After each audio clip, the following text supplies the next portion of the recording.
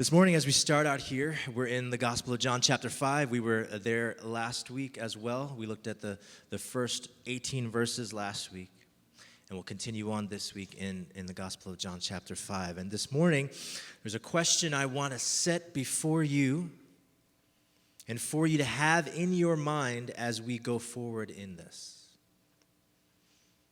A question for you to have in your mind as we go through. And that question is, what motivates you? What motivates you? Every action is motivated by something. We do nothing without having a motivation underneath it or behind it. No matter what we do it for a reason. It reminds me of Kinsley, my daughter. She's 4. And a conversation that we have had over and over and over again. Invariably, she will do something wrong, and to try to engage her after she's done something wrong, I'll get down on her level, and we'll get face to face, right? And try to engage her.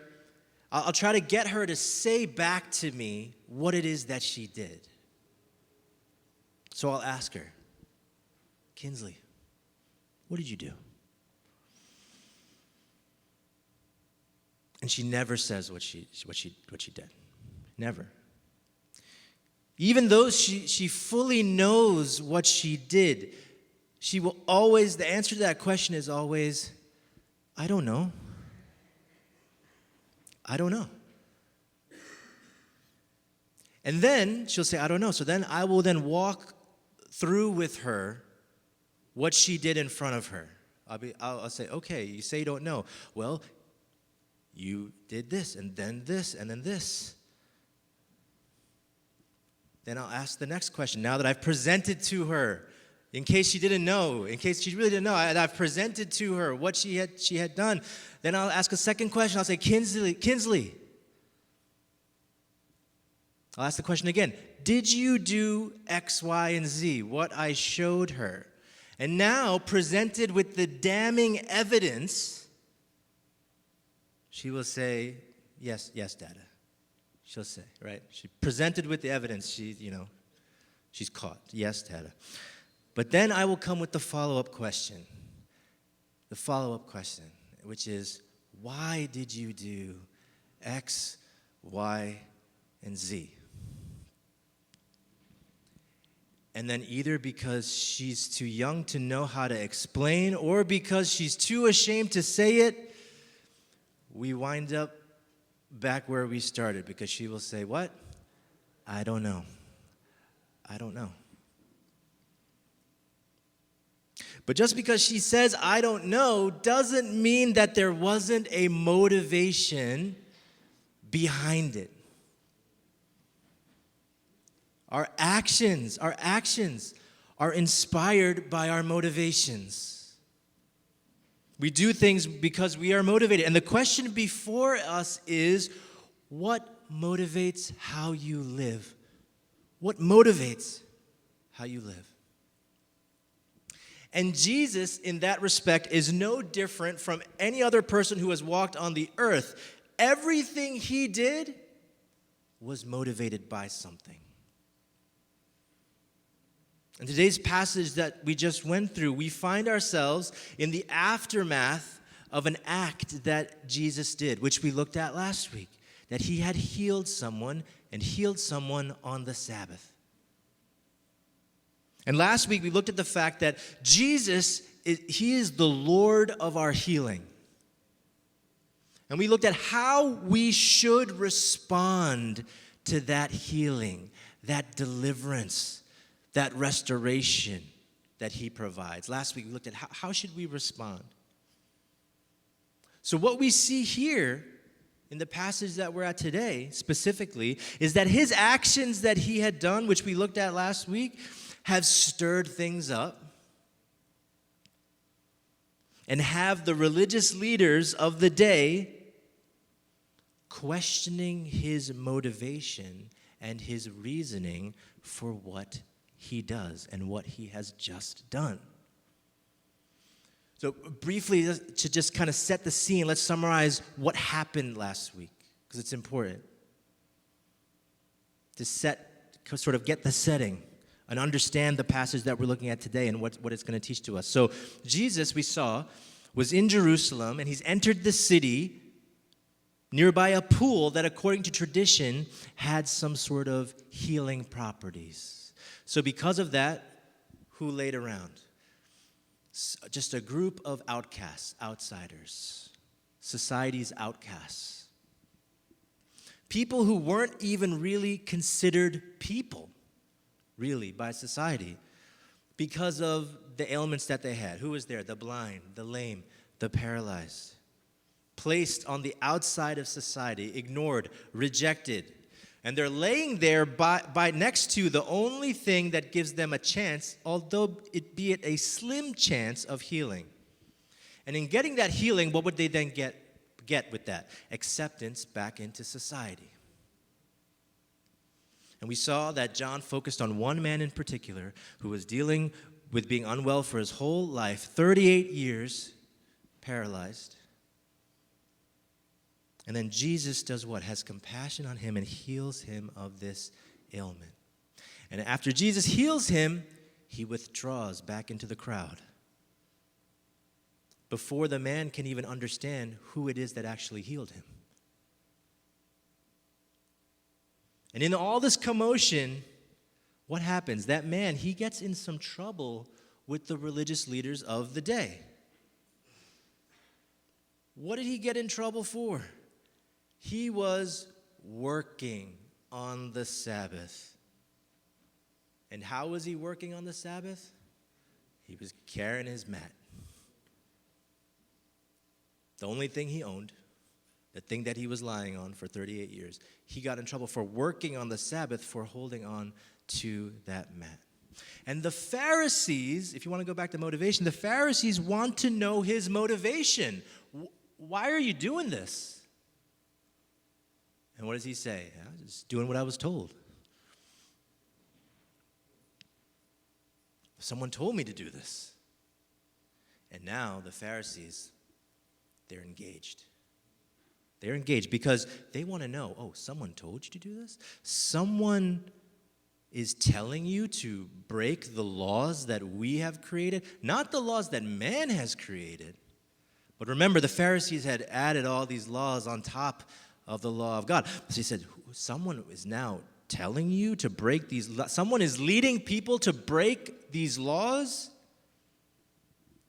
They want to understand now what motivates someone to do that. What would motivate someone to challenge the rules that they have set for the Lord's day, but really they've set those rules for what? Their own glory, right? But they want to know what motivates this. So as the story unfolds, we see that eventually Jesus is revealed to that man. He figures out who it is that actually healed him. And Jesus does what? Commands him to live a life worthy of that gift that he has received. And we talked at length about that last week. Commanding him to be motivated not by the desires of the flesh, but by the ways of God. What motivates you? What motivates how you walk, how you live? Quickly from that moment, the narrative picks up speed and it starts getting quick. And it comes back to these Jewish leaders. The man comes back to these Jewish leaders and tells them what? Okay, now I know who did it. It was Jesus. And once the religious leaders found that out, it resulted in an increase in persecution for Jesus.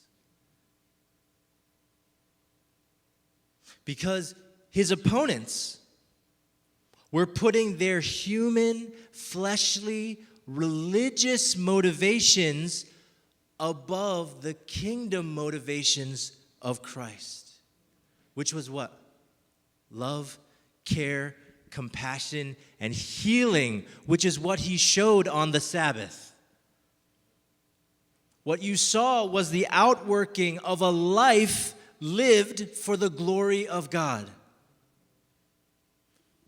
And we saw in verse 17 Jesus' response to this persecution when Jesus answers them and says, what? My Father is working until now, and I am working. In that one sentence, Jesus is defending his actions, and he's also showing us the motivation for everything that he does.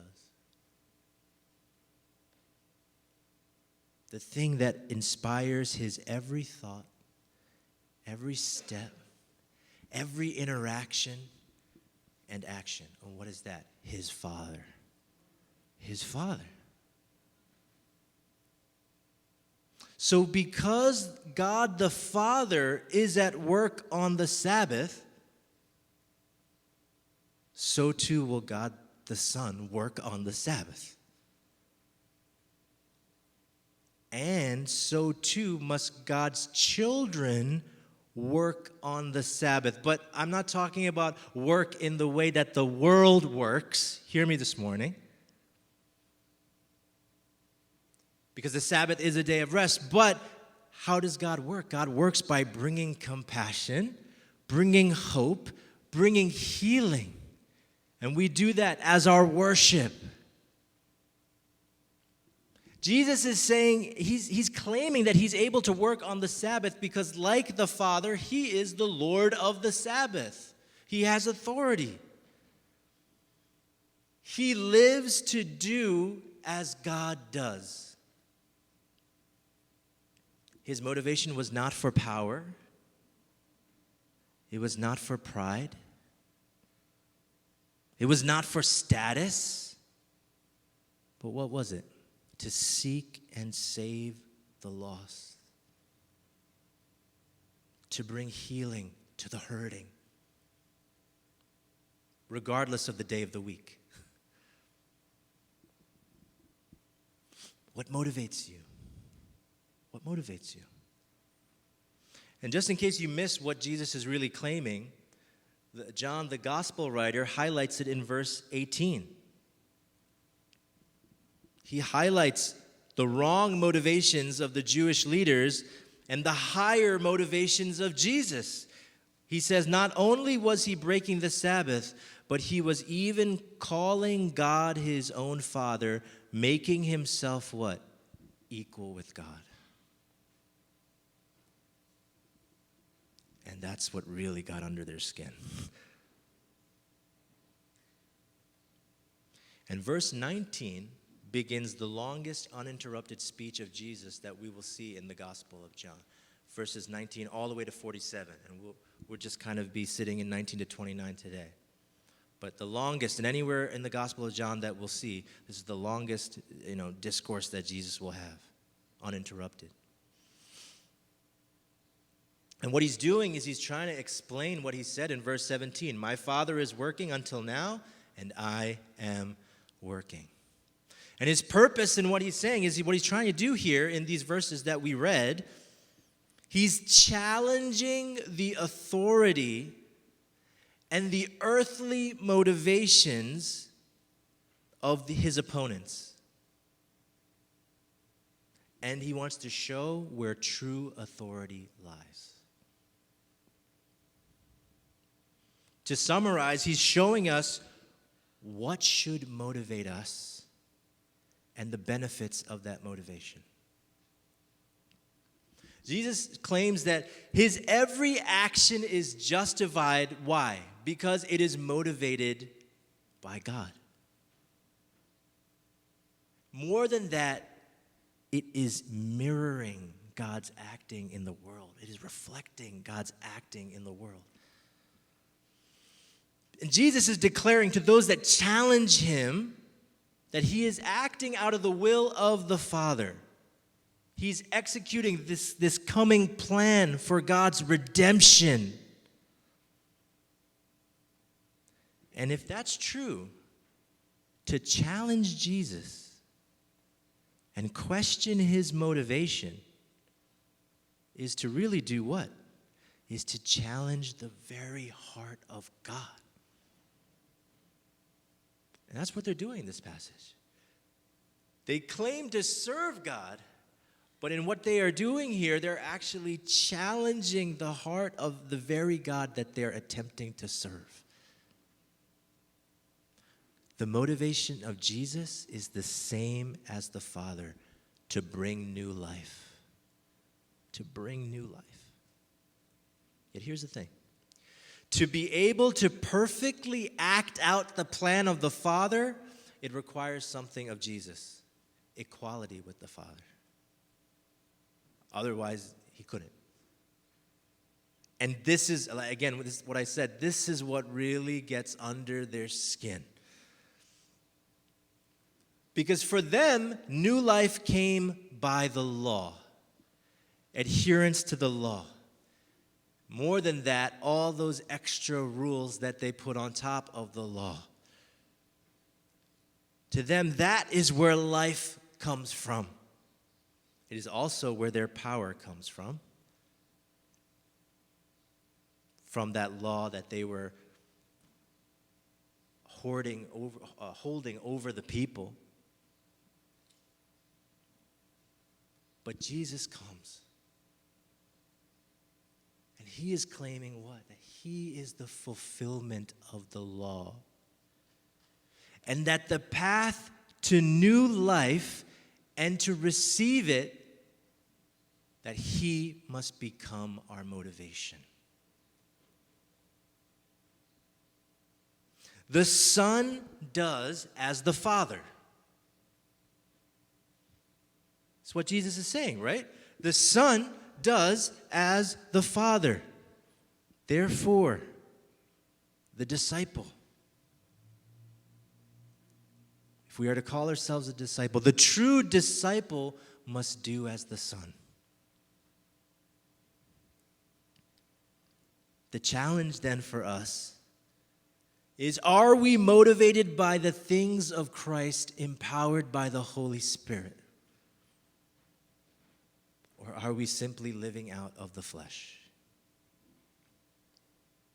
And really, to summarize what Jesus is saying here in this section, and really to summarize what all of John's gospel is really saying, what Jesus is saying in all of John's gospel, is that Jesus never acts out of his own desire.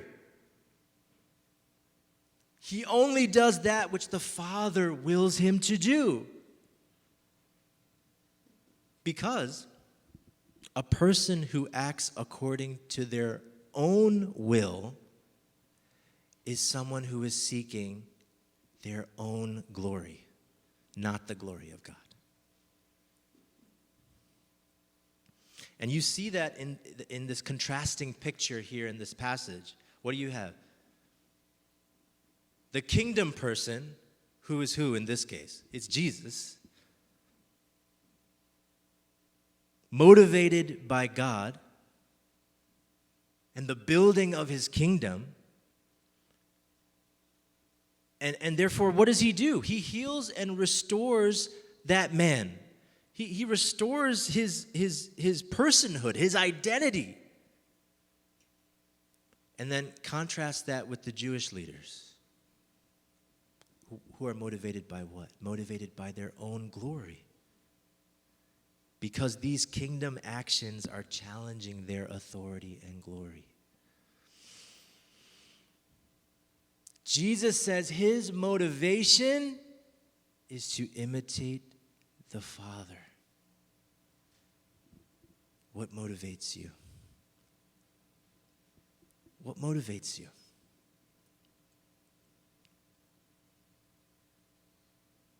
We need to be challenged in our motivations. We all do. And when I say that, I don't mean just our motivations in silly things like, why we might, speed a little bit out on the road. Nobody raise your hand. We don't need to know. I can tell from the smiles. All right. Not talking about that, or, maybe we might boast in a situation, right, when we really have nothing to prove that where we might boast, and nothing like that. What I'm really talking about is challenging our overarching motivation and our identity in that. That's what I'm talking about. Because this passage has Jesus talking about how he is imitating the Father and his authority. This passage must cause us to stop and think, what kingdom do we belong to? What kingdom do we belong to? Because here it is. We are motivated. Either we are motivated by the desires of the flesh and we are ultimately under the curse of the flesh, and that looks like condemnation, or we are motivated by the desires of God and we are citizens of a heavenly kingdom under the blessing of the cross, which is new life. Our actions display our motivations, and our motivations will display our citizenship. What kingdom are you in? Who is your king? What motivates you? If Jesus is truly our motivation, then we should be living in a way that brings glory to his name, and through him, glory to the Father. We honor Jesus by believing him in his word. We display that belief by walking with and through the Spirit of God, working in us, seeking to become more like him, and then to what? Draw others to him. To put it another way, we bring glory to God through Jesus when our motivation is to walk in this world like Jesus and with Jesus. And the amazing thing is, when we walk with Jesus, we are living out of our new life. We are living out of that newness of life. In acting in a way that brings honor to the name of Christ, what are we really displaying? We are displaying that we are no longer slaves to the desires of the flesh. No longer fearful of the judgments of this world. But instead, we are fearful of living for a higher purpose, with a higher motivation. So we have moved from the judgment of the flesh to the fullest of life. But why? Because Jesus took our judgment on the cross. If you look in verse 27, as Jesus is speaking about his authority and how he has authority over life and how his voice will call out and those will be brought to life. In verse 27, there contains a little reminder of Jesus' authority. Verse 27 says, "And he has given him authority to execute judgment because he is the Son of Man." The Son of Man. We've heard that title a couple times already here in the Gospel of John. The Son of Man. Jesus is referring to himself as the Son of Man. Where does that come from? That title comes from Daniel chapter 7. And in that chapter, Daniel is experiencing a vision from God, and it is something to behold. Daniel, he's experiencing a vision from God that is revealing God's sovereignty, his control over all nations and kingdoms in the world. And in Daniel chapter 7, verses 9 and 10, he describes a scene from the throne room of God. And I want to read that for you. And you hear this morning. This is Daniel 7, 9 and 10. As I kept watching, thrones were set in place, and the Ancient of Days took his seat. His clothing was white like snow, and the hair of his head like whitest wool. His throne was flaming fire. Its wheels were blazing fire. A river of fire was flowing, coming out from his presence. Thousands upon thousands served him. 10,000 times 10,000 stood before him. The court was convened, and the books were opened. That's an image. If you go a little further down to verses 13 and 14, here's what we find. It says, I continued watching in the night visions, and suddenly one, like a son of man, was coming with the clouds of heaven. He approached the Ancient of Days and was escorted before him. And hear this, he was given dominion and glory and a kingdom, so that those of every people, nation, and language should serve him. His dominion is an everlasting dominion that will not pass away, and his kingdom is one that will not be destroyed.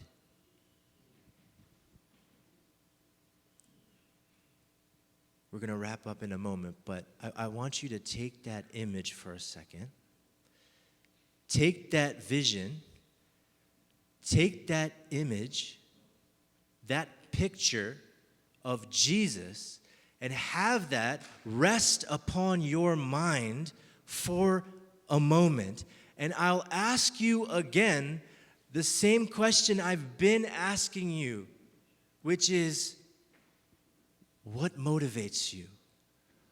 What motivates you? See, Jesus is the Son of Man. He's been given what? Dominion, glory, and a kingdom. He is to be served by all peoples, nations, and languages. His dominion is everlasting and will never pass away or be destroyed. And the story of John's gospel and all the gospels, and what we say is the gospel, is that the king has come. But here's the question: who will obey?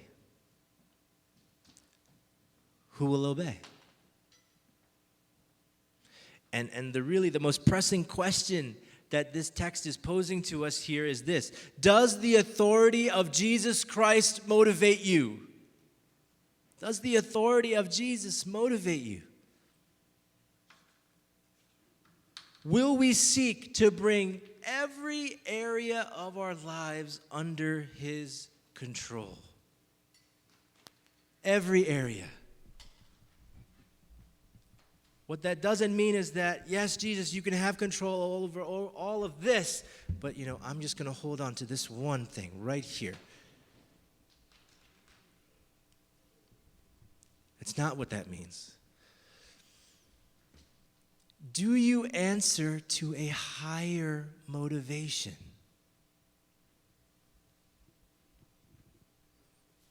Is the authority of Christ motivating how you talk to your spouse?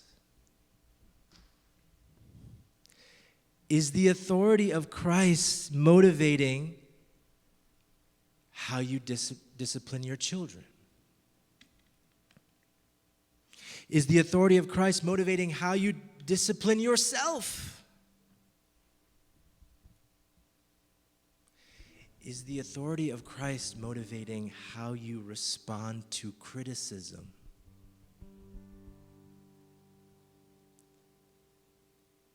Is the authority of Christ motivating how you spend your time?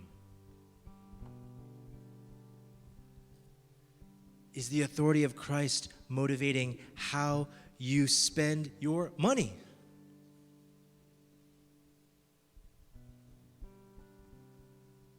Is the authority of Christ motivating how you deal with others? Is the authority of Christ motivating how you view work? How you view rest?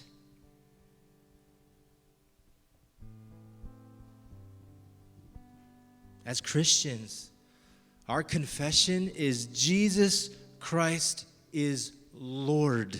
Lord. And our commitment is to submit to his lordship in every area of our lives. Take a moment and think, what motivates you? Are there areas of your life that you're holding on to, trying to keep apart